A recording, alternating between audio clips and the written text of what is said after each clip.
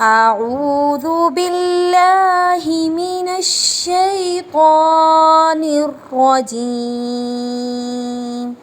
بسم الله الرحمن الرحيم. قل أعوذ برب الناس، ملك الناس، إله الناس،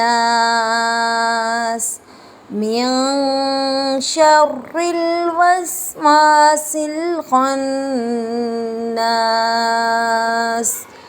الذي يوسوس في صدور الناس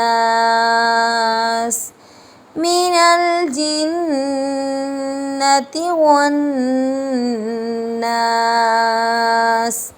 صدق الله العظيم.